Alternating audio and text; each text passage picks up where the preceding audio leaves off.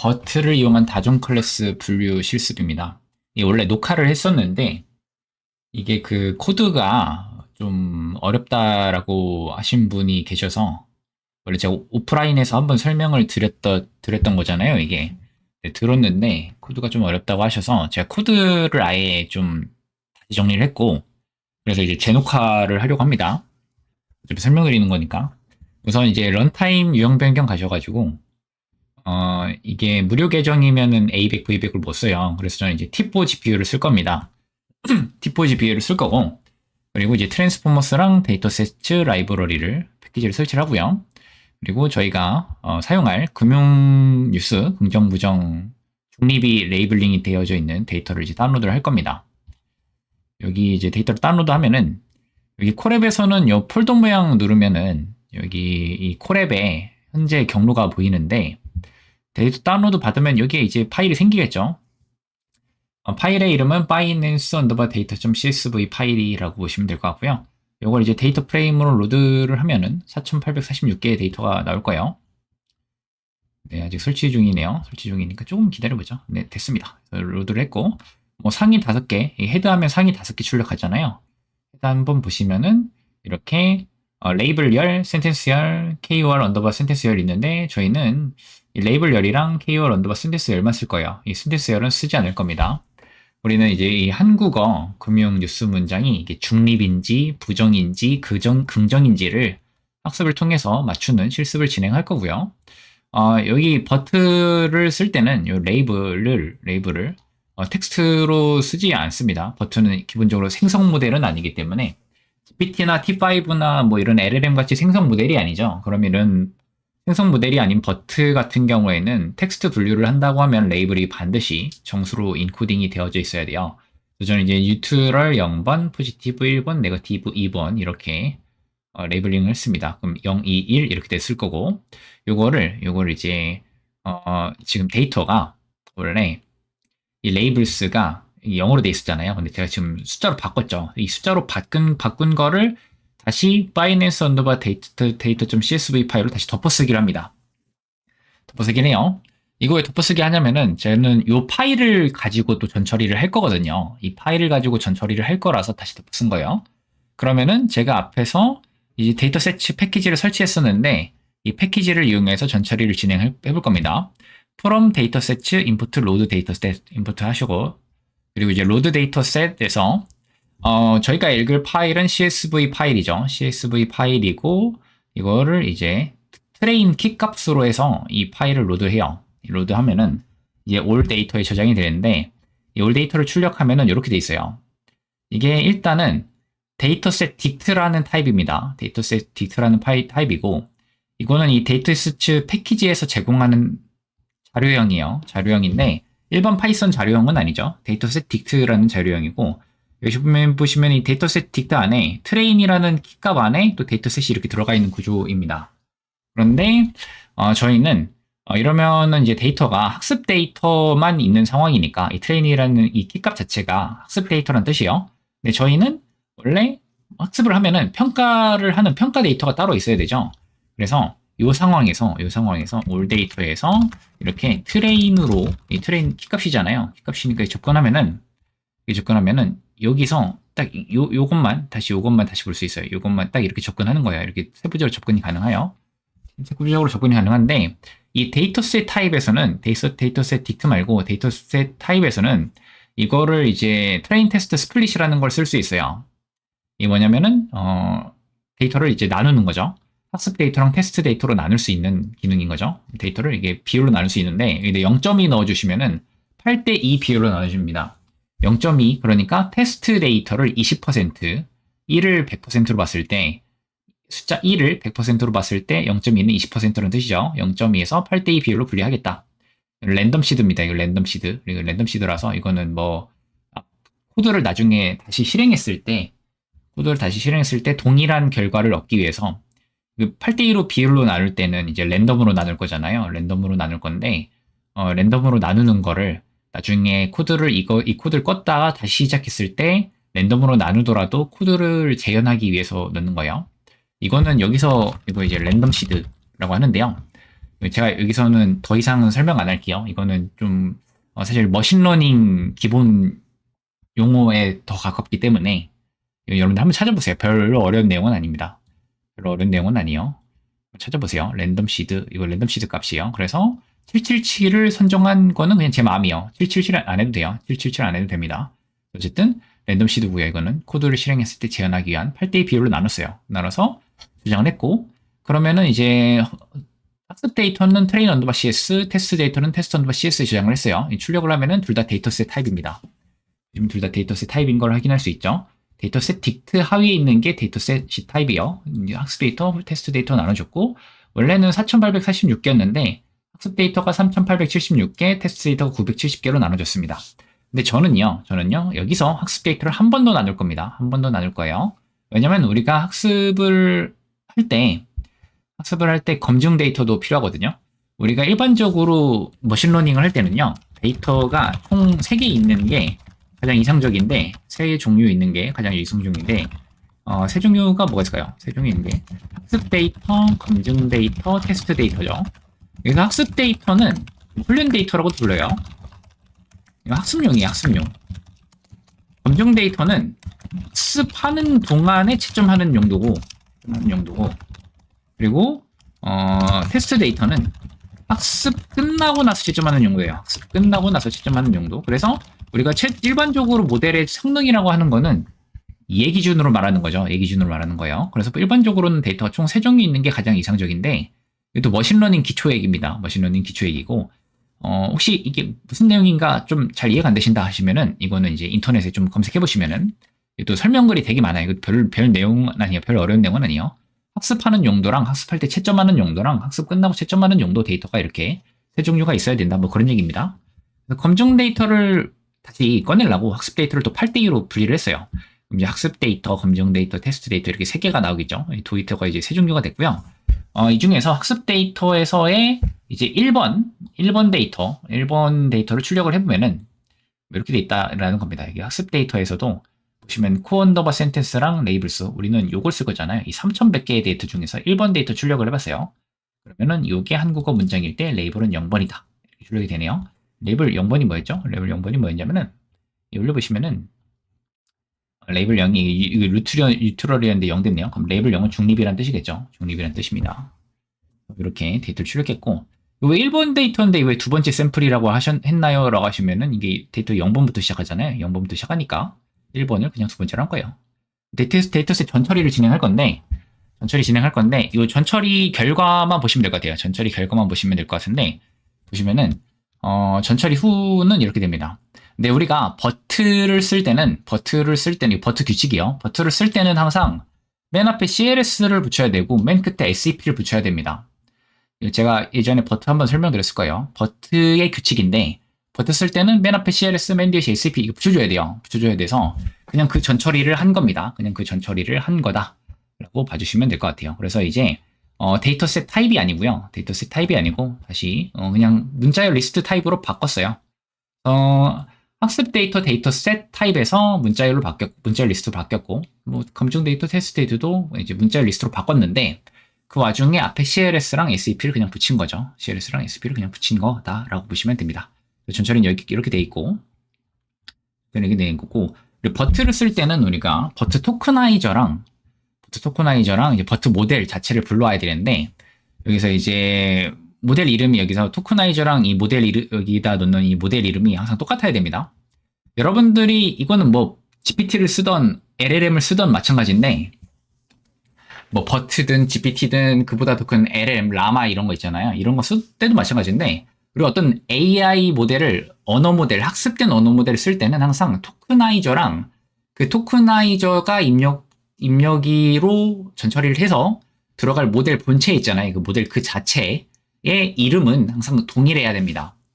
불러올 때 이 모델 이름이 똑같아야 된다는 거예요. 뭐 예를 들어서 여기는 이제 SK텔레콤이 만든 버트를 쓰고 여기는 카카오가 만든 버트 쓰면은 이게 호환이 안 돼요. 이게 호환이 안 되기 때문에 이 불러올 때 이 토크나이저의 불러오는 이름이랑 이 모델 자체를 불러오는 이름이랑 똑같아야 됩니다. 항상 똑같아야 돼요.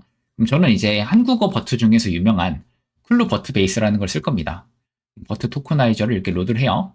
여러분들 토크나이저가 무슨 역할을 할까요? 토커나이저는 토큰화를 하는 용도예요, 원래. 토커나이저는 원래 토큰화를 하는 용도죠. 그럼 이 클루버트 베이스라는 거는, 버트라는 건 기본적으로 누가 이미 학습해 놓은 사전에 학습되어져 있는 프리트레인드 랭귀지 모델이죠. 이미 학습된 모델이에요. 그래서 얘는 토큰화 규칙이랑 정수 인코딩 규칙이라고 볼 수 있는 이 보캐블러리가 이미 정해져 있습니다. 이미 정해져 있어요. 그러면은 이 얘가 어떻게 쪼개는지 한번 볼까요? CLS 우리는 시스템의 구현 모델을 개발하기 위해 장기적인 투자를 해왔습니다. SEP를 이 토커나이저로 쪼갠다라고 한다면은 이렇게 쪼개지겠죠. 이렇게 쪼개지는데 이 쪼개진 거 보시면은 이거는 어떤 기준으로 쪼개진 거냐? 그냥 얘가 만들어졌을 당시의 기준이요. 이거 어떤 기준으로 쪼개졌을까를 우리가 뭐 이렇게 깊이 생각할 필요는 없어요. 이거 그냥 만들어졌을 당시에 이 쿨루버트 베이스가 만들어졌을 당시에 이렇게 정해진 겁니다. 정해진 거예요. 물론 뭐 알고리즘, 이 정해진 규칙 알고리즘은 바이트 페어 인코딩 기반이겠지만 어쨌든 이건 만들어질 당시에 정해진 규칙대로 쪼갠 겁니다. 정수 인코딩을 하는 방법은 이 토큰화된 이 결과를 tokenizer.convert tokens to IDS에다가 넣어주시면 정수 인코딩 됩니다. 정수 인코딩이에요. 그래서 이 문장이 이렇게 정수 인코딩이 된 거죠. 그럼 CLS가 2번이고 우리가 3616번이고 샵샵는이 2259번인 거는 언제 정해졌냐? 이거 만들어졌을 당시에 정해진 거죠. 이건 만들어졌을 당시에 어떤 단어는 몇 번이다라는 게 이미 정해져 있어요. 이미 정해져 있고 우리는 그냥 그걸 따라야 돼요. 이건 이미 정해진 거기 때문에. 그리고 이게 정해져 있기 때문에 이게 똑같아야 된다는 겁니다. 예를 들어서 SK텔레콤에서 만든 버튼은 사과를 36번으로 하는데 카카오에서 만든 버튼은 36번을 사랑이라고 해요. 그러면은 제가 사과를 넣으면 얘는 36번으로 바꿀 건데 36번을 카카오 버튼에 넣으면 사랑이라고 인식하겠죠. 완전히 다른 단어로 인식할 수 있는 거예요. 그래서 항상 이 모델 이름이 똑같아야 된다. 왜 똑같아야 되는지는 그거예요. 그래서 제가 이제 정수 인코딩하고 패딩하는 함수를 이제 데이터 투 텐서라고 해서 만들어 놨는데 일단 최대 길이는 128로 할 겁니다. 최대 길이는 128로 한다라는 거는 이제 128보다 긴 데이터는 뒷부분을 자르고 128보다 짧은 데이터는 0으로 패딩을 해서라도 128로 맞추겠다라는 의미죠.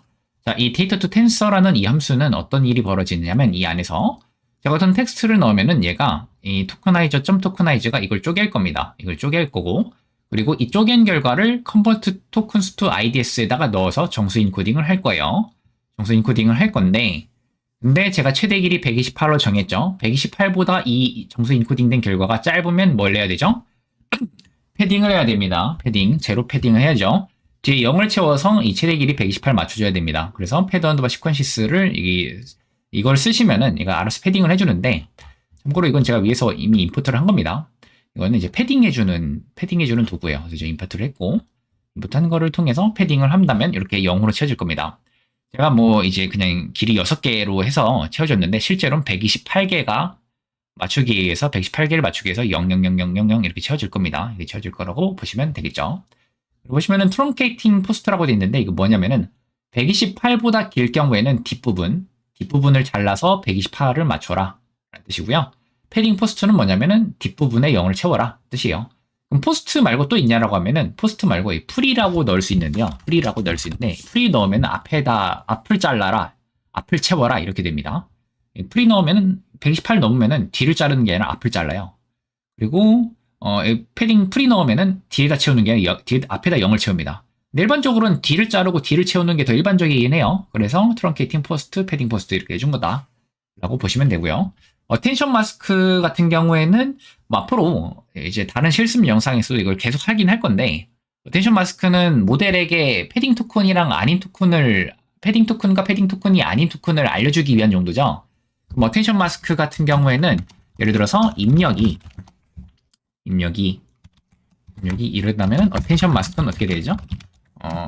111000 이렇게 돼야 되죠. 어텐션 마스크는 정수 인코딩이라고 하죠. 정수 인코딩 결과를 바탕으로 0이 아닌 위치에는 1, 0인 위치에는 0을 채운 입력이다.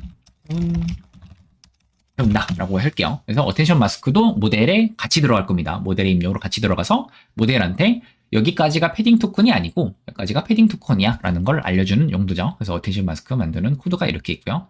이거를 실행하는데 이거를 이제 학습 데이터, 검증 데이터, 테스트 데이터에 대해서 다 실행합니다. 이게 다 실행을 해요. 처리가 끝났네요. 여기 앞에서 보시면은 CLS가 정수 2번으로 바뀌었었죠. 그리고 맨 뒤에 보시면 SAP가 있는데 이거 보시면 3번으로 바뀌었죠. 그래서 CLS는 2번이고 SAP는 3번이다 라는 걸 우리가 이미 앞에서 확인을 하긴 했지만 어쨌든 그냥 여기서 한번 출력해 본 겁니다. 이 토커나이저 디코드를 하시게 되면은 이게 원래 문장으로 복원을 해줍니다. 토커나이저 디코드 하면 원래 문장으로 복원을 해줘요. 요거를 토커나이저 디코드 하면은 요걸로 다시 돌린다는 거예요. 그래서 얘는 토커나하는 거고 얘는 토커나한 결과를 정수 인코딩 하는 거고 토커나이저 디코드 하면 이거를 정수 인코딩 된 결과를 다시 복원을 하는 게 토커나이저 디코드다라고 보시면 되겠죠. 그래서 여기다가 숫자 2 넣으면 CLS, 숫자 3 넣으면 SAP 넣었는데 이거 여기다가 이제 문장을 넣으셔도 돼요. 정수 인코딩 된 결과를 넣으셔도 복원을 합니다. 그래서 제가 이번엔 뭘 해볼 거냐면 테스트 데이터 있잖아요. 테스트 데이터 중에서 첫 번째 샘플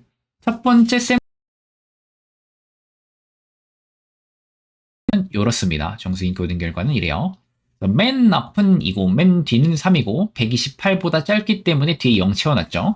그리고 이거를 역으로 토커나이저 디코드로 복원을 하면은 이렇게 나오는데 CLS하고 뭔가 문장이 이어지다가 SAP 나오고 그 뒤에 패드 해서 나오죠.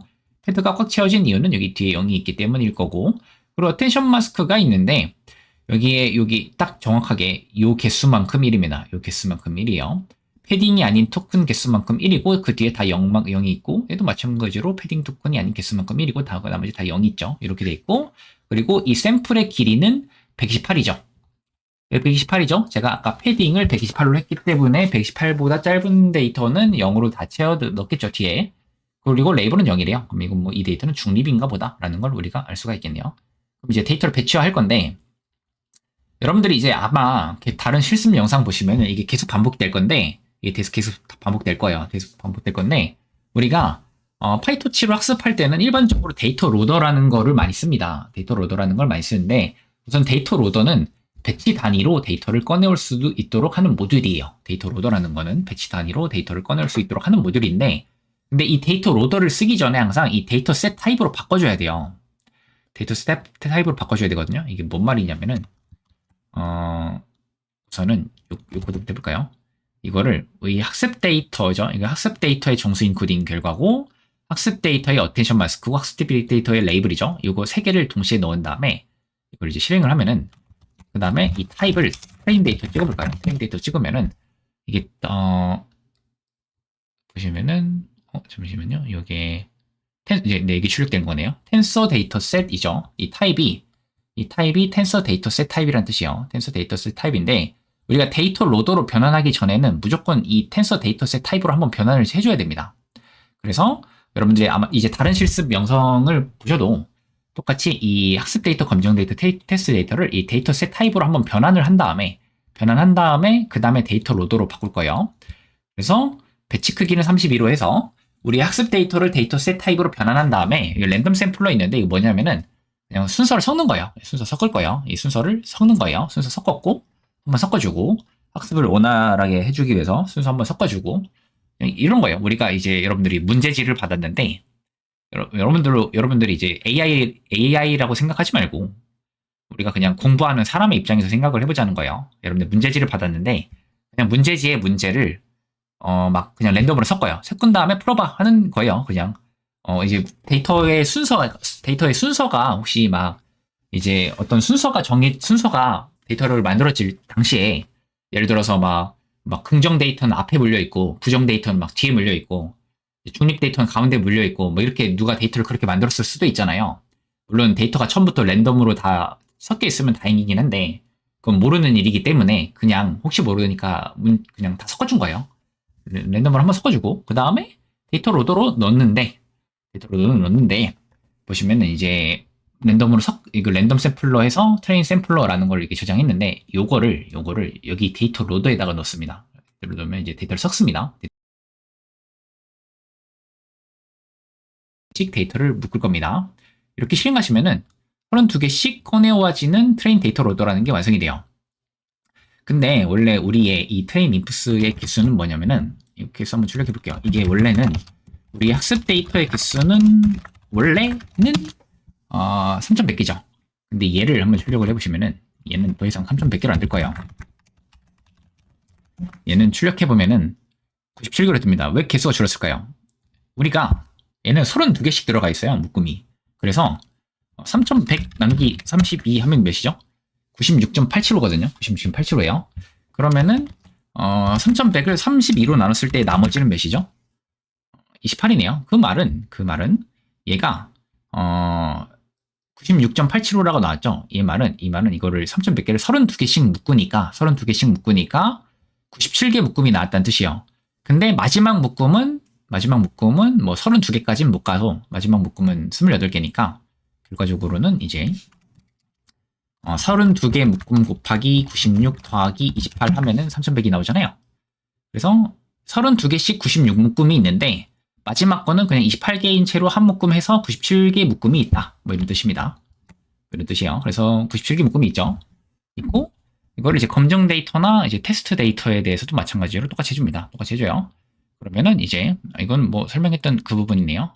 그래서 이제 학습 데이터의 크기는 3100, 776, 970개지만 실제로는 데이터 로더로 들어갔기 때문에 그냥 출력해보죠. 이것도 출력해보죠. 뭐 32개씩 묶인 데이터의 묶음 개수라고 하면 되겠죠. 훈련 데이터 로더의 크기, 검증 데이터 로더의 크기, 로더의 크기라고 했을 때 보면은 이 트레인 데이터 로더라는 게 있는데 이거를 이제 여기 출력하면 되겠네요. 여기 출력하고 그리고 이제 밸리데이션 로더 하고 보면은 테스트 데이터도 있네요. 테스트 데이터 로더 출력하면은 나오겠죠. 이렇게 나오겠죠. 그래서 원래 데이터는 이건데 32개씩 묶인 데이터 묶음 개수는 이렇게 된다 라고 보시면 될 것 같습니다. GPU 정상 세팅되는지 확인했고요. 이제 모델 불러올 건데 이제 모델 불러온 부분인데 여기서 버트폴 시퀀스 클래시피케이션 점 프리트레인드 하면은 여러분들이 이거는 그냥 외워주시는 게 좋을 것 같아요. 이건 뭐냐면은 버트로 텍스트 분류할 때는 이걸 불러옵니다. 버트로 텍스트 분류할 때는 이걸 불러와요. 이거는 쟤는 원래 어떤 특정 문제를 풀기 위해서 설계됐다기보다는 이제 범용 모델이요. 범용성을 가진 모델인데 이 버트폴 시퀀스 클래시피케이션으로 불러오면은 뒷단에 출력층을 붙여서 갖고 와줍니다. 분류를 하기 위한 출력층을 붙여서 갖고 와요. 분류를 하기 위한 출력층을 붙여서 갖고 오는데 이 버트폴 시퀀스 클래시피케이션은 맨 앞에 CLS 토큰이 붙어있던 이 맨 앞에 여기 있잖아요. 맨 앞 위치에 버트가 대략 12층일 텐데 CLS 토큰이 위치한 요 위치에서 12층을 쌓아서 12층 맨 끝에다가 출력층 붙여서 반환하는 게 이 버트폴 시퀀스 클래시피케이션 점프롬 프리트엔드예요. 뭐 말인지 모르겠으면은 이제 PPT 파일이나 위키독스를 재참조하시기 바랍니다. 버트폴 시퀀스 클래시피케이션 하면은 맨 CLS 토큰 위치에 맨 마지막 층에 이제 분류층 붙일 거예요. 근데 이걸 소프트맥스 회기를 할 건데 소프트맥스 회기 내가 뭔지 모른다 하시는 분은 그냥 복습을 하시는 수밖에 없겠죠. 소프트맥스 회기는 원래 다중 클래스 분류 문제를 풀기 위한 AI 모델이죠. 소프트맥스 회기를 맨 뒷단에 붙이는 거예요. 출력층을. 그러면은 이게 제가 넘레이블스 3 했는데 이 넘레이블스에 분류하고자 하는 카테고리의 기수를 적어주시면은 얘가 맨 출력층에 뉴런이 3개인 거를 버트의 CLS 토큰 위치에 맨 마지막 층에 붙입니다. 그러면 맨 마지막 보시면은 여기에 리니어해서 출력층 붙였죠. 출력층 붙였는데 뉴런은 3개짜리. 그리고 이거는 소프트맥스 회기로 풀 거예요. 소프트맥스 회기로 풀 겁니다. 그리고 옵티마이저로는 아담 W를 쓸 건데 이거는 제가 한번 설명드린 적은 없을 거예요. 근데 저희가 선형회기 배울 때 경사하강법을 통해서 파라미터를 업데이트한다라고 말씀드린 적이 있었죠. 선형회기를 통해서 선형회기 기억 안 난다. 이 링크 가서 보세요. 선형회기에서 쓴 경사하강법의 일종이에요. 그냥 아담 W는 경사하강법의 일종이라고 보시면 되고 우리가 저희가 선형회기 배울 때 제가 분명 학습률도 한번 설명드렸어요. 학습률도 한번 설명드렸는데 이 학습률 러닝 레이트라고 불리는 요것도 이 아담 W도 당연히 있어가지고 아담 W 선언했고 러닝 레이트는 2의 마이너스 5 이렇게 적어줬는데 이게 뭔 뜻이냐면 이 뜻입니다. 이 뜻이에요. 이 2의 마이너스 5라는 건 뭔 뜻이냐면 여기 숫자 2가 일단 맨 끝으로 가고 2의 마이너스 5면은 요게 요게 0이 여기 2 포함해서 0이 이렇게 2 포함해서 이게 다섯 칸 차지한다고 보시면 돼요. 하나, 둘, 셋, 넷, 다섯. 여기 다섯 칸 차지한다라고 보시면 돼요. 이 마이너스 5 붙으면은 2는 맨 끝으로 하고 이게 이거는 이제 그냥 수학적인 표현이에요. 이 마이너스 5 하면은 0.00002라는 뜻입니다. 그래서 여기다 0.00002를 그냥 여러분들 직접적으로 적어주셔도 되는데 그냥 이 마이너스 5 하면은 얘가 이걸로 알아들입니다. 옵티마이저 선택하고 몇 번 학습할 거냐? 3번 학습할 겁니다. 그리고 모델에 매트릭을 출력하는 함수인 매트릭스 함수를 만들었습니다. 제 설명은 다 적어놨는데 그냥 이거는 모델의 예측이랑 정답 레이블 넣으면은 여기다가 이제 어큐러시랑 F1 스코어 출력하는 함수예요. 그리고 나서 트레인 F9 함수, 학습을 위한 함수인데요. 이 함수 한번 볼까요? 이 함수 보시면은 이 트레인 F9 함수 자체는 여기다 이제 데이터 로더를 전달하면은 이 데이터 로더가 이제 포문을 돌 거예요. 포문 돌 건데 이거 32개씩 꺼내올 거예요. 32개씩 꺼내오겠죠? 32개씩 꺼내오는데 이 32개씩의 묶음을 여기 모델에다가 전달을 하면은 이 모델이 아웃풋라는 걸 뱉는데요. 여러분들 이거는 그냥 규칙이요. 규칙인데 버트폴 시퀀스 클래시피케이션이라고 불러온 이 모델은 이 불러온 모델의 출력에서 점 로스 찍으면은 얘가 방금 넣은 입력에 대한 오차를 뱉습니다. 오차를 뱉어요. 왜냐면은 애초에 이 모델의 정수인 코딩 입력이랑 레이블이랑 같이 줬잖아요.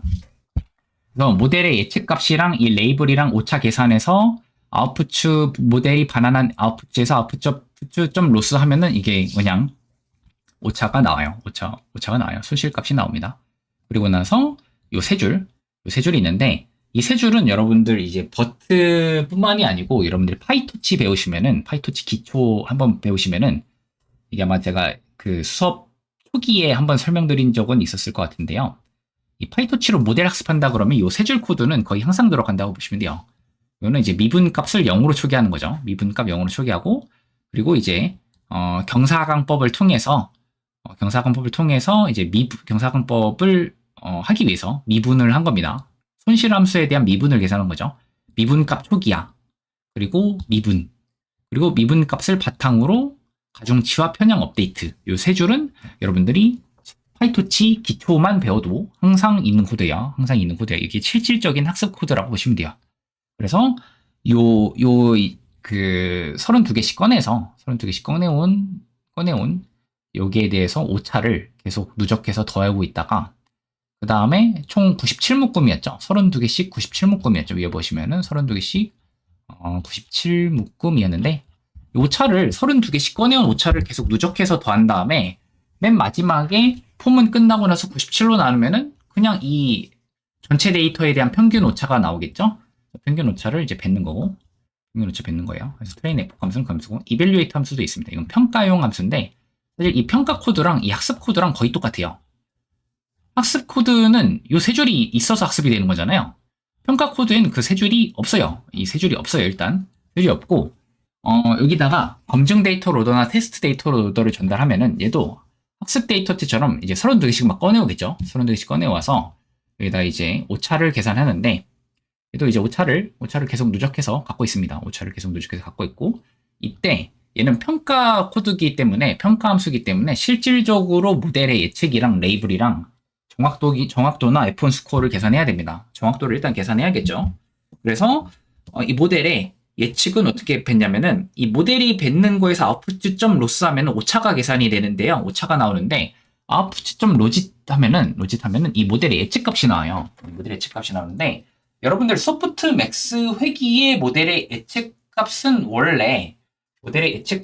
원래 일종의 확률값처럼 나오잖아요. 확률값처럼 나오죠. 그래서 이제 카테고리 개수만큼의 차원을 가지는 벡터가 나오는데 그중 가장 큰 값을 가지는 벡터의 원소의 인덱스가 모델의 예측값이었잖아요. 제가 무슨 말 하는지 모르시는 분들은 소프트 맥스 회기 복습하셔야 돼요. 그래서 여기다가 이제 아웃풋 점 로짓해서 이제 예측값 뽑아오고 그리고 레이블이랑 해서 여기에 대해서 가장 값이 큰 위치를 뽑아오면은 얘가 실제 모델의 예측이 되는 거잖아요. 얘는 이렇게 뱉는데 이 지금 우리가 분리해야 되는 게 카테고리 3개잖아요. 그래서 여기 보시면 0번 위치, 1번 위치, 2번 위치인데 0번 위치, 1번 위치, 2번 위치인데 가장 값이 큰 위치는 0번 위치죠. 그럼 얘는 0으로 예측했다고 보는 거예요. 그래서 이 예측값이랑 예측값, 그럼 얘는 이제 얘는 이제 0으로 바뀌겠죠. 0이랑 실제 레이블은 뭐 0인지 1인지 1인지 모르겠지만 이 두 개를 여기 예측값이랑 레이블을 계속 챙겨놔요. 이 32개씩 꺼내온 거에 대해서 예측값이랑 레이블을 계속 꺼내와요. 계속 챙겨놔요. 계속 챙겨놨다가 맨 마지막에 포문이 끝나면은 지금까지 모아왔던 거 매트릭스 함수에 보내가지고 한 번에 쫙 매트릭을 뽑는 거죠. 그러면 정확도가 리턴이 되겠죠. 그러면은 여기에 평균 로스랑 그리고 정확도 계산한 거 반환하도록 되어 있는 겁니다. 요거는 지금 여러분들이 보신 거는 매트릭을 계산하는 함수랑 학습하는 함수랑 평가하는 함수, 함수의 함수. 실제 돌아가는 건 여기 요 코드를 실행하셔야 돌아가겠죠. 그러면은 학습을 총 몇 번 할 거냐? 제가 아마 위에서 fx를 한 3으로 줬을 겁니다. 3번 학습할 건데, 이 3번 학습할 거예요. 3번 학습할 건데, 한 번, 두 번, 세 번 이렇게 돌아요. 근데 요거를 이 포문을 3번 학습하는 것 자체를 요거를 3번 도는 거죠. 그러면 이 트레인 F라는 거는 전체 데이터에 대해서 한 번 학습하는 거 기준으로 돌아가는 거죠. 한 번 학습하는데 그걸 3번 하는 거니까. 여기 들어가면은 전체 데이터 넣으면은 여기 32개씩 꺼내서 학습을 할 거고. 그리고 학습이 끝났다라고 한다면은 여기 이 같은 에포크 안에서 평가 한번 찍어주고, 그리고 검증 데이터에 대한 오차를 계속해서 보관하고 있습니다. 검증 데이터에 대한 오차를 계속해서 보관하다가 이 에포크 돌면서 검증 데이터에 대한 오차가 최소가 되는 순간, 일단 여기에 그래서 이 변수가 하나 나와 있는데 이제 무한대값 플러스 무한대값을 일단 넣어놔요. 그냥 초기화 값이요. 플러스 무한대값. 그냥 굉장히 큰 양수를 여기다 넣었다 보시면 돼요. 그리고 나서 검증 데이터에 대한 오차가 최소가 될 때마다 모델을 따로 저장해 놓습니다. 결국 우리는 에포크를 여러 번 돌면서 검증 데이터에 대한 오차가 가장 최소인 모델을 베스트 모델로 보기 위한 거예요.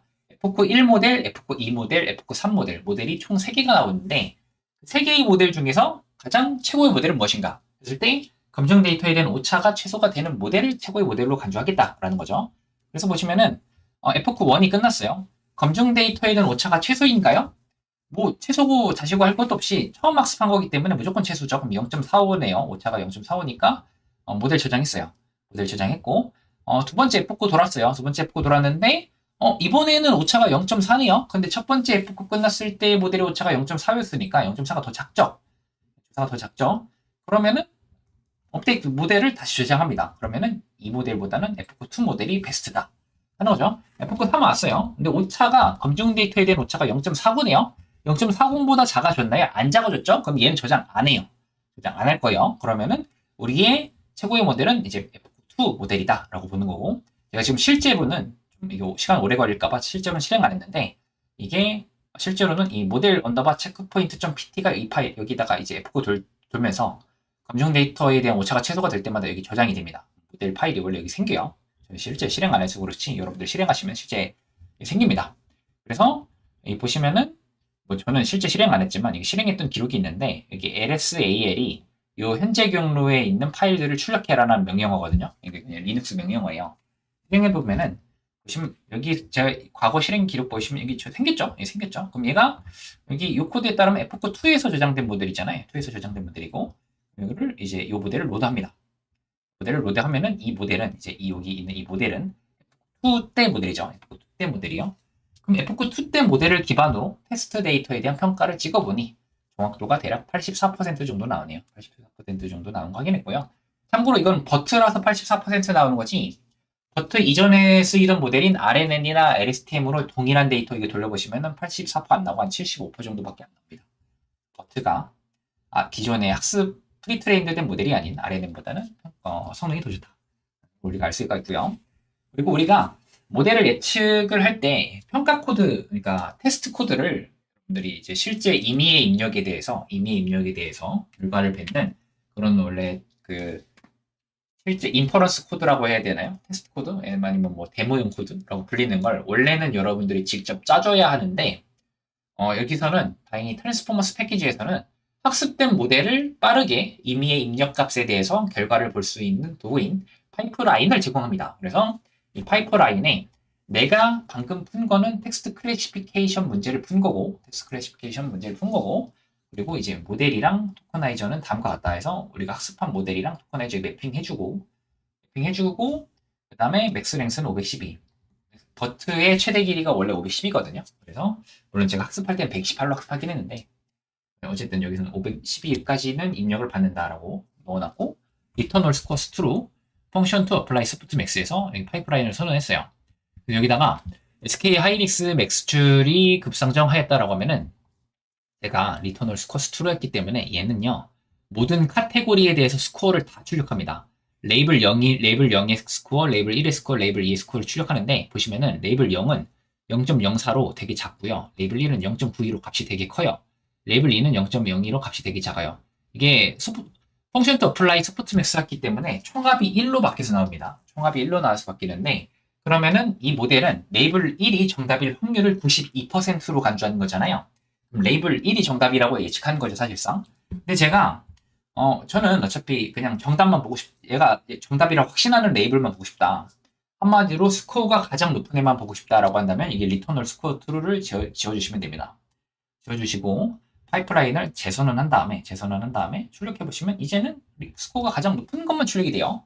근데 이것도 좀 보기가 힘들다. 레이블 1이 뭔지 뭐 가물가물하고 보기 힘들다 이러면 뭐 보기 쉽게 출력하기 위해서 여기 딕셔너리 하나 추가해놨어요. 레이블 0은 중립, 레이블 1은 긍정, 레이블 2는 부정. 이런 거 딕셔너리 추가해가지고 출력할 때는 그냥 이렇게 나오도록. 그래서 뭐 러닝 스푼즈가 매스処리 급상정하였다 긍정. GPT의 등장으로 인공지능 스타트들은 위기다 부정. 인공지능 기술의 발전으로 누군가는 기회를 얻을 것이고 누군가는 얻지 못할 것이다 중립. 이런 식으로 출력을 한번 해보았습니다. 현재 데이터셋의 경우에는 레이블이 총 3개인데 만약 레이블이 2개라면 그냥 놈 레이블 수 이렇게 바꿔주시면 돼요. 만약에 내가 분류하고자 하는 카테고리가 39개다 하시면 여기 39로 바꿔주시면 됩니다. 여러분들 데이터도 그냥 쉽게 클래스 분류 문제를 이렇게 적용하실 수 있을 겁니다.